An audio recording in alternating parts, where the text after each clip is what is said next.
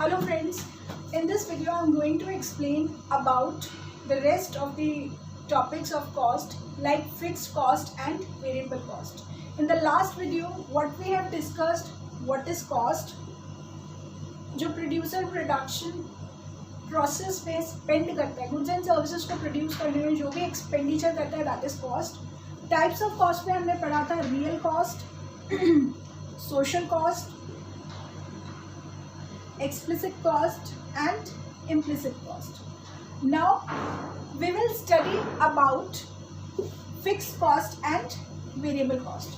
So first of all, these two terms are very important to understand this chapter. तो सबसे पहले हम बात करते हैं फिक्स्ड कॉस्ट की, उसके बाद में हम बात करेंगे वेरिएबल कॉस्ट की. So first of all fixed cost, जैसे कि आपको नाम से ही पता लग रहा है, फिक्स्ड कॉस्ट मतलब विच रिमेन्स कांस्टेंट, जो कि क्या रहेगी, रहेगी, जो इनकर्ड होगी, जो कि फिक्स्ड है. For example rent of the building, ये तो बेयर करना ही पड़ेगा whether producer is producing 0 units, rent तो लगेगा ही. लाइक फॉर एग्जाम्पल अभी कोरोना के अंदर, इस कोविड-19 सिचुएशन के अंदर क्या हुआ था, लॉकडाउन हो गया था, factories, shops, everything was shut down. तो पूरी शटडाउन की सिचुएशन थी इकोनॉमी में. जब शटडाउन चल रहा है तो रेस्टोरेंट अगर आपने रेंट पे लिया है, रेस्टोरेंट में एक भी कस्टमर नहीं आ रहा, लेकिन रेस्टोरेंट अगर रेंट पे लिया है तो रेंट तो देना ही पड़ेगा, right. So you have to bear the cost. बाकी सारा तो लेबर वगैरह, रॉ मटेरियल, इलेक्ट्रिसिटी बिल ये नहीं आएगा, बट रेंट तो आएगा ही आएगा. तो ये क्या हो गई, fixed cost which has to be bear by the producer whether he is producing 0, कुछ भी नहीं बना रहा तब भी उसको पे करना ही पड़ेगा. और एग्जाम्पल लेते हैं और इसको अच्छे से समझते हैं. इंटरेस्ट प्रोडक्शन के लिए कैपिटल लेना पड़ता है, प्रोडक्शन करने के लिए कैपिटल लगाना पड़ता है, उसके ऊपर क्या देना पड़ता है, इंटरेस्ट. तो अभी पैंडेमिक सिचुएशन में शटडाउन था, आपने रॉ मटेरियल का पेमेंट नहीं किया, आपने लेबर को नहीं रखा, उसको वेजेस नहीं दी क्योंकि आप प्रोड्यूस नहीं कर रहे थे. बट जो आपने इन्वेस्ट किया है, जो आपने लोन लेके इन्वेस्ट किया है, उसका तो इंटरेस्ट उस मंथ का जाएगा ही जाएगा. चाहे से गवर्नमेंट ने आपको ऑप्शन दिया था स्ट्रक्चर करने का, बाद में जाके उसको मॉडिफाई कर सकते हैं, बाद में पे करना है, लेकिन पे तो करना ही पड़ेगा. तो कॉस्ट तो इनकर हो ही रही है. आप 0 यूनिट प्रोड्यूस करते तब भी उतना ही रेंट लगेगा. और जैसे सैनिटाइजर्स की फैक्ट्री थी, कहाँ तो 100 यूनिट बनाते थे, लेकिन कोविड-19 की सिचुएशन में सैनिटाइजर्स इंडस्ट्री लाखों यूनिट्स बना रही थी, लेकिन रेंट तो उतना ही देना पड़ रहा था, राइट. तो लाखों यूनिट्स बनाए तब भी रेंट उतना ही है, 0 यूनिट बनाया तब भी रेंट उतना ही है. यानी कि ये फिक्स्ड है, ये चेंज नहीं होता with the level of output चाहे से 0 हो, चाहे से 1 लाख हो, तब भी ये चेंज नहीं हो रहा है. दैट इज दी फिक्स्ड है. ये क्या रहेगा, फिक्स रहेगा, कांस्टेंट रहेगा. प्रोडक्शन के साथ ना तो इंक्रीज होगा, ना ही प्रोडक्शन के साथ डिक्रीज होगा. जबकि वेरिएबल कॉस्ट क्या होती है, इसका जस्ट अपोजिट, ये कांस्टेंट रहता है, बिल्कुल कुछ नहीं करता है. और वेरिएबल कॉस्ट क्या है, जो हमेशा चेंज होती है according to level of output, जो आउटपुट के अनुसार चेंज होती रहती है, उसको हम कहते हैं वेरिएबल कॉस्ट. तो 2 टाइप की कॉस्ट होती है, जो चेंज ना हो फिक्स्ड कॉस्ट, जो चेंज हो वो वेरिएबल कॉस्ट. जो चेंज ना हो फिक्स्ड कॉस्ट है, जो चेंज हो according to level of output variable cost है. एग्जाम्पल की बात करते हैं. लाइक फॉर एग्जाम्पल लेबर को वेजेस. अब जब रेस्टोरेंट नहीं खुल रहा था तो जो जितने भी वेटर्स थे उन सबको कहा गया कि हम आपको एम्प्लॉय नहीं कर सकते हैं, हम आपको नहीं बुलाएंगे तो सैलरी नहीं देंगे. So they were not paying the salary to them and they were not employing them also. तो लेबर नहीं आ रहे थे, वेजेस नहीं मिल रही, राइट. तो जब प्रोडक्शन 0 हुआ तो लेबर की वेजेस भी क्या हो गई, 0 हो गई. ठीक है, जैसे ही लॉकडाउन खुला वेडिंग सीजन आया, रेस्टोरेंट्स में ऑर्डर्स आने लगे, तो प्रोडक्शन बढ़ा, तो लेबर भी लगाने पड़े, तो वेजेस भी बढ़ेंगे, वेजेस भी देनी पड़ेगी, यानी कॉस्ट बढ़ी।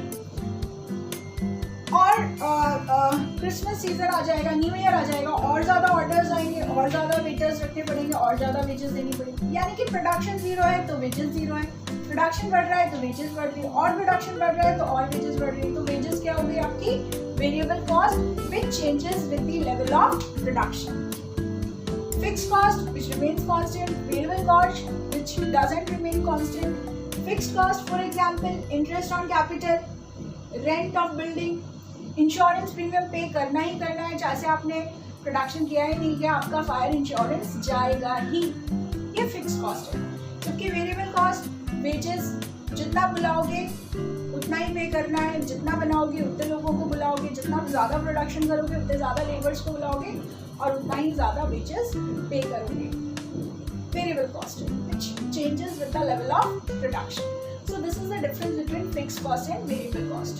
चलिए अब बात करते हैं इनके शेड्यूल की और इनके कर्व्स की। So now my next topic is schedule and curves of variable cost.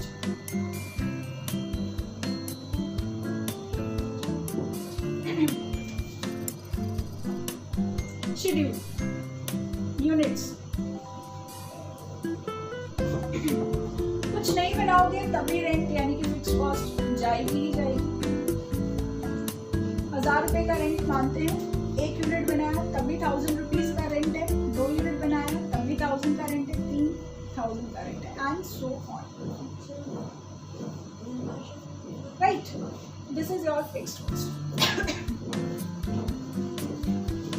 अब हम इसका डायग्राम बनाते हैं। एक्स एक्सिस पे यूनिट्स रखते हैं, वाई एक्सिस पे जिसको हम रिप्रेजेंट करना है वो रखेंगे। एक्स एक्सिस पे यूनिट्स हैं, यूनिट्स देखें 0, 1, 2, 3, 4 and so on.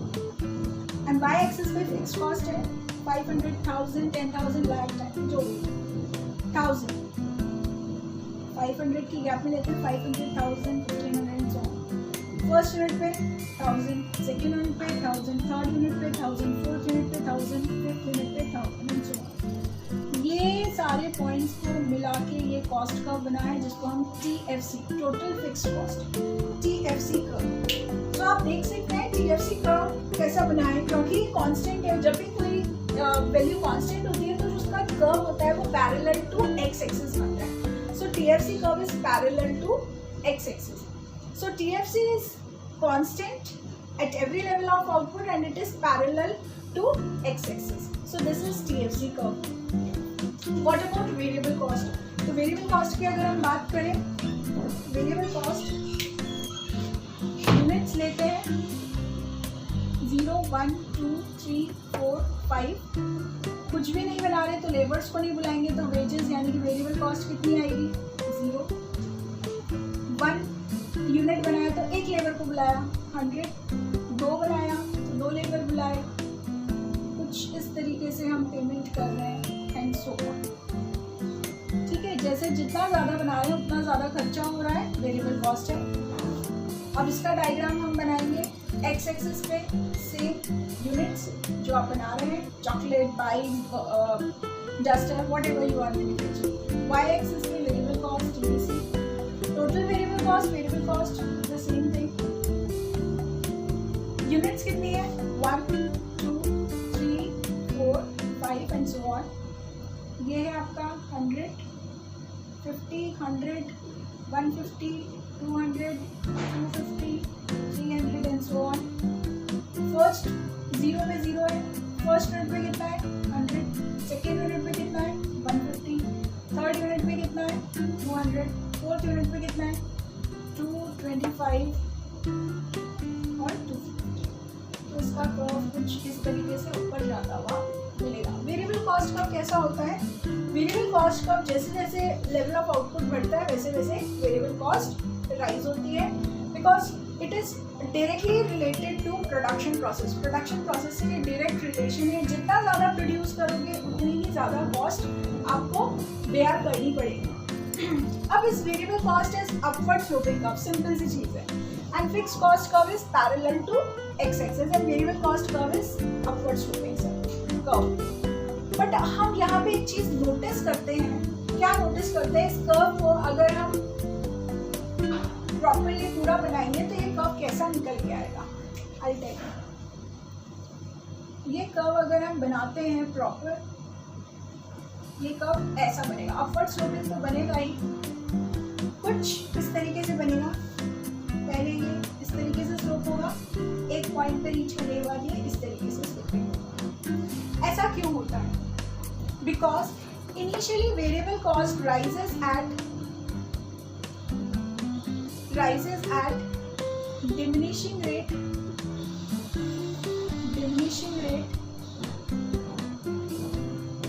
after reaching to a point it rises at increasing rate।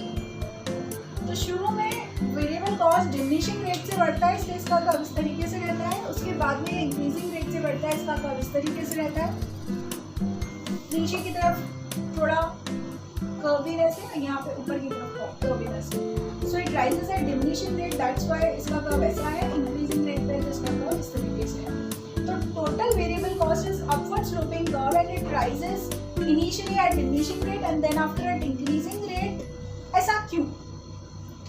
यहाँ पे हमेशा ध्यान रखिए, एक्स एक्सिस पे आपको यूनिट्स मेंशन करना है एंड वाई एक्सिस पे आपको क्या चीज मेंशन करना है, वेरिएबल कॉस्ट। तो लिखिए, आप पूरा प्लॉटिंग करें, प्रॉपर टाइम आपको। अब ऐसा क्यों होता है? It is because of law of variable proportion. Why the shape of TVC curve is like this? Because of law of variable proportion. Now why is this so? अब law of variable proportion को थोड़ा सा recall करते हैं। अगर आपने production chapter पढ़ा है तो आपको याद होगा, लॉ ऑफ वेरिएबल प्रोपोर्शन में क्या होता है, शुरू में जो आपकी प्रोडक्शन होती है वो इंक्रीजिंग रेट से बढ़ती है, इंक्रीजिंग रेट से बढ़ती है इस तरीके से, उसके बाद में डिमिनिशिंग रेट से बढ़ती है और फिर फॉल हो जाती है। आपका प्रोडक्शन होता है, टोटल प्रोडक्शन। तो जब आपकी प्रोडक्शन इंक्रीजिंग रेट से राइज हो रही है, यानी कि प्रोडक्शन बहुत अच्छे से हो रहा है, तो कॉस्ट कम आएगी। तो यहाँ पे आपकी कॉस्ट आती है डिमिनिशिंग रेट से। जब तक आपका प्रोडक्शन इंक्रीजिंग रेट से बढ़ेगा, आपकी कॉस्ट डिमिनिशिंग रेट से बढ़ेगी। भाई फिक्स्ड कॉस्ट तो बढ़ती नहीं है, तो इसमें तो इसका इफेक्ट नहीं आएगा, सिर्फ वेरिएबल कॉस्ट पे इसका इफेक्ट आएगा, क्योंकि यही चेंज होती है, इंक्रीज या डिक्रीज। उसके बाद में प्रोडक्शन डिमिनिशिंग रेट से बढ़ता है, तो यहाँ पे आपकी कॉस्ट इंक्रीजिंग रेट से बढ़ेगी, क्योंकि अब आपका प्रोडक्शन की जो इंक्रीमेंट है, जो बढ़त है, वो गिरती हुई है, मतलब थोड़ा सा खराब प्रोडक्शन हो रहा है, तो अब आपकी कॉस्ट बढ़ने लगेगी। तो वेरिएबल कॉस्ट का डिमिनिशिंग और इंक्रीजिंग रेट से बढ़ने का, यानी कि इसकी शेप का जो रीजन है वो है production chapter, that is law of variable proportion. ये है दोनों ही कॉस्ट का डिफरेंस, फिक्स्ड कॉस्ट और वेरिएबल कॉस्ट।